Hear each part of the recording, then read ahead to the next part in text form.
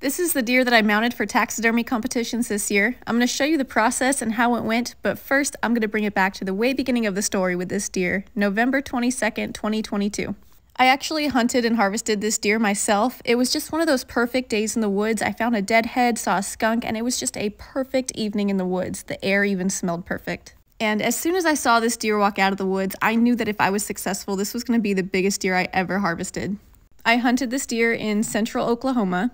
I was given permission to hunt this land from my friend Wes Moat, but not only did he allow me to hunt this land, but he also gave me the opportunity to have the experience of harvesting a mature whitetail, my biggest whitetail I've ever killed. Wes has helped me so much in my taxidermy journey alone, but then he also gave me the opportunity to be able to hunt, harvest, and then eventually taxidermy just a beautiful specimen of a whitetail. So for that, I am super grateful. This is an experience that I will remember for the rest of my life. Just the whole experience with this whitetail, just from hunting it and then eventually taxidermying it, it was incredible. And truly, that's what taxidermy means to me anyway, just being able to hunt an animal and then be able to taxidermy it just to create a beautiful representation of wildlife is just something that is so, like, I want to say spiritual. It's a super intimate moment between you and an animal. And this deer was just amazing. Like, I could not have asked for a better specimen of a whitetail to harvest, and just even the sunset was perfect that day. So anyway, I hunted this thing solo. I loaded him up. Thankfully, that went well. I kind of messed up when I was skinning it. I didn't cut it high enough, so I didn't leave enough cape for what I wanted to do, but I made it work. So I took him home that night and I skinned out the head. He had all kinds of scars on him, but it was still perfect to me.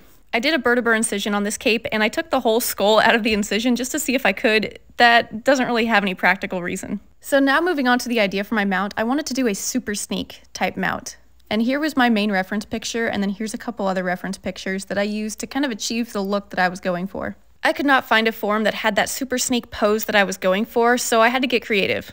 I ordered a half life-size form from Headquarters Taxidermy. It was actually a life-size form, but I just ordered the front half of it. And it was close to the pose that I wanted, but not quite, so I was going to make some alterations. Here's what that mannequin looked like straight out of the box. While that was going on, in the background here in this bucket is my deer hide. I tanned this cape myself, not only to ensure the quality for a competition mount, but also I just wanted to do this whole process myself, and I'm the only one who's ever put hands on this animal before I took it to its first competition. Also, thank you to Kenneth Bowman for allowing me to use your fleshing wheel to shave this hide. So now back to this form, I started making a game plan, which included a lot of lines, a lot of measurements, and then eventually a lot of cuts. In order to get the pose I wanted to, I had to lower the neck and head, take off the legs and reposition them, and then I'm also using a different head. I'm using a replacement head by Gene Smith Whitetails instead of the head that came on the form. And then eventually I test fit the cape and it fit perfectly so far, so we're rocking and rolling.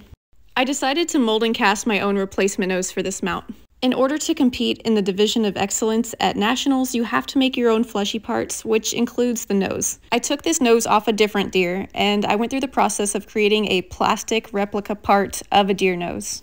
I sanded it down and cleaned it up, and this will get installed later.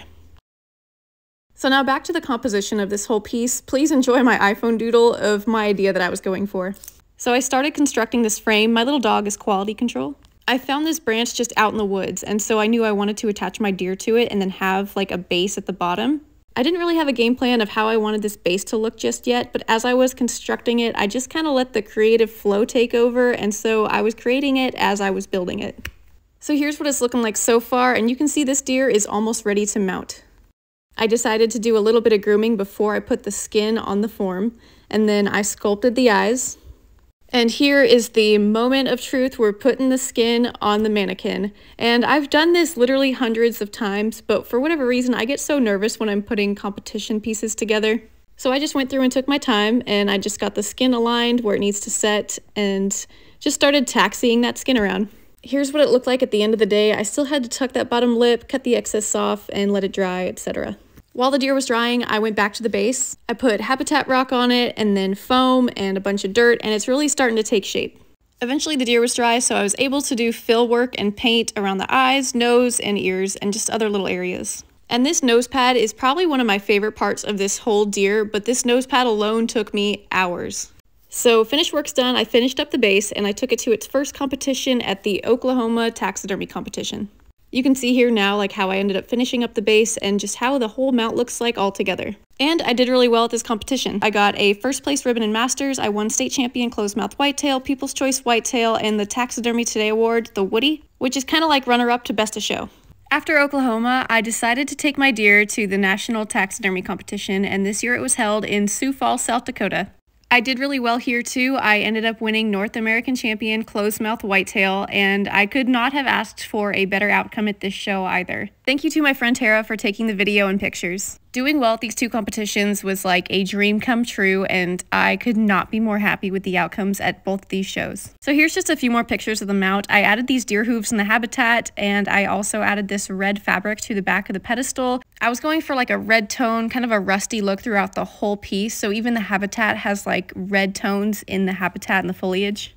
I am super, super grateful for what I've been able to do with this deer, being able to hunt it and then taxidermy it, and to have this full experience from start to finish. This really is the best mount that I've ever been able to put together, and I think that was part to do with just being able to harvest it myself and have such an experience with this specific animal. Like, it really was full circle, and I just am super, super honored to be able to do the work that I do. Thank you all so much for watching.